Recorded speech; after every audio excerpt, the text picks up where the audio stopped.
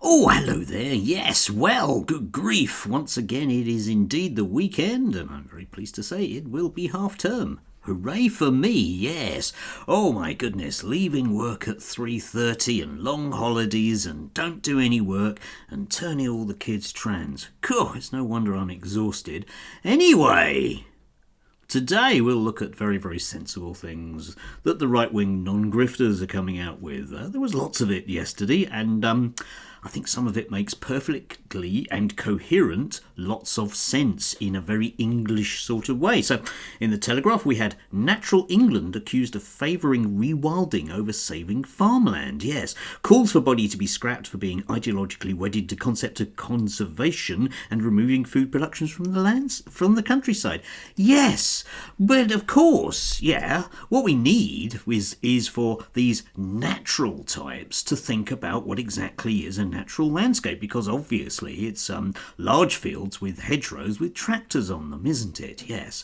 Anyway, I think that's it. Yes. Anyway, moving on, of course, we have the ongoing hurrah, finishing all wars everywhere. Thanks for that, because someone is so desperate to get that Nobel Peace Prize like Obama did. But yeah, we got this, the Telegraph backing up Donald Trump. Trump's taking charge of ending the war, and Europe is in no position to complain. No. The leaders who failed to step up defence spending despite repeated warnings can hardly object now. Yes, indeedy. So, isn't it good that Donald Trump is going to basically make a deal with the Russians to, well, give someone's land away? Yes, I can't see any problems with that. It'll be like those Gazans. Why aren't they just happy to live in a bit of desert, eh? Yeah? Maybe the Ukrainians could go there as well, except, of course, our traitorous government has allowed them visas. Still, not Gazans. Thank God for that, yes. We did have the typical left-wing media, right, having a go at very sensible patriots like Richard Tice yesterday. Julie Hartley-Brewer had this exchange, which is a hoot. Which part of Britain would you give away? Richard says none at all. And Julia says, so it's okay to give away a bit of the Ukraine? And the answer is yes, because whatever Donald Trump does is absolutely fine, because that's what sovereignty and Brexit means, isn't it? Exactly.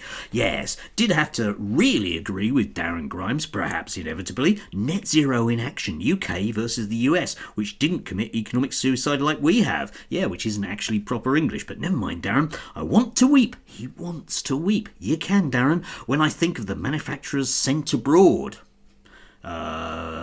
Yeah, I'm not quite sure that's the imagery, but okay. The business is destroyed, okay, and the bills unable to be paid in the name of appeasing some apocalyptic cultists. Yeah, it's them natural countryside ones again. I loathe politicians, yes, because we pay an awful lot for our privatised power in this country. And of course, Darren is really on top of that because he's so concerned about you and about the amount of money that you're paying that he's going to insist on the energy production in this country remaining exactly as it is and that nothing changes, because that would be important, wouldn't it? Yeah? I mean, we can look across at all those awful socialist countries like Norway who've invested heavily in net zero, and you know they basically have so much electricity they take baths in it, but that would be awful, wouldn't it? Yeah. And it would be awful if, you know, British businesses got driven there because of low energy costs. I mean, yeah, I haven't really thought that one through either, have I? Still, never mind, I'm sure Darren's right, because he just always is, isn't he? Because he's that kind of guy, yes. There's the ongoing thing whereby various British grifters are sort of getting in on the act of looking at British websites and not understanding what things are. So we've got the waste files here. You may recall I was pointing out another one of those a couple of days ago. In November 2024, the FCDO spent £42,622,206 of UK taxpayers' money. Yes, UK taxpayers, yeah, not the French taxpayers, UK, on the installation and maintenance of CCTV systems for the British High Commission in Dar es Salaam, Tanzania. Yes, the 5-year contract was awarded to Garda World Tanzania, yeah, and you can see what enormous waste that is, because of course everybody, including the waste files, knows exactly how much it costs to install CCTV in Tanzania, don't you? Don't you?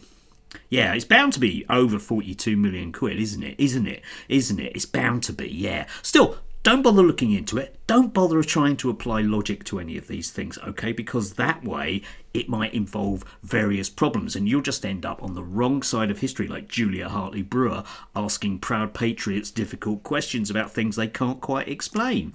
Yes, I did have to smile at Ollie London, who was once again proving to be a staunch Zionist friend of Israel. He put this up: Hamas launches rocket towards Israel but fails, with the rocket falling to Gaza and killing a 14-year-old Palestinian boy. Yeah, like all those other handful of Palestinians that have died in the conflict. And the thing that got me about this, which of course really proves that it definitely is Gaza, is you can see all the buildings standing there, because we all know that all of those flattened buildings are simply a product of Hamas lies. Yeah, that's what it is, of course, because they've been launching rockets against their own people, and especially they've expressly destroyed their own hospitals, which are their bases, which they use to hide in.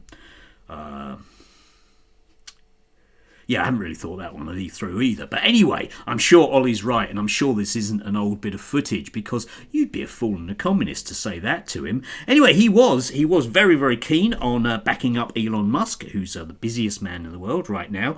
Because they like to get noticed by Elon Musk because it gives them a warm, fuzzy pound sign inside. Yes. Anyway, you can have a look at this for yourself. A brilliant bit that Elon was very unhappy about. Apparently, Ken dolls are a bit feminine, which is going to affect everyone involved in the manosphere. And there was a black guy here sort of ranting about how Ken was looking, not because he was white, you understand, because in the olden days he used to be this like sort of white executive type, but now he's a kind of white non-executive type that eats ice cream. And as we well know, real men don't eat ice cream. So if you want to be like Ken, don't eat ice cream. Presumably don't have genitalia. Oh no, hang on, that's not the thing. I'm sure it's a very coherent thing, and I'm glad that Elon Musk is getting in on that, because otherwise he might have children that were trans. It would be awful. That would be awful, wouldn't it? Yeah, I'm sure he hasn't got any kids like that at all, no. And speaking of trans, obviously we come to James S's, and I'm very, very pleased that once again, as he always does, if he says something which is inherently always the most sensible thing that he can say, he does like to repost it. But he was just sort of prompting people on the fact that once again he's returned to private practice, which is really good. I'm not quite sure what private practice means. I think it means not being qualified to do the thing that I'm pretending I'm qualified to do. But anyway, if you do want to get in contact with him and ask him about his qualifications, please do. I'm sure he'll be only too happy to squirm and not answer the question. But you can get in contact with other people that really don't like trans people if that's where you want to go. But don't say anything about Elon Musk or potentially turn up with an ice cream. And of course, the cherry on the cake, I did have to smile at this from a special friend of the channel, Connor Tomlinson, who put this up about the Politics Joe podcast. Yes, you may recognise the woman who's central there. She has a particular place in Lawrence Fox's and other people's hearts, doesn't she? Anyway, electing Kemi Badenoch as leader was never going to render the Conservatives impervious to accusations of racism.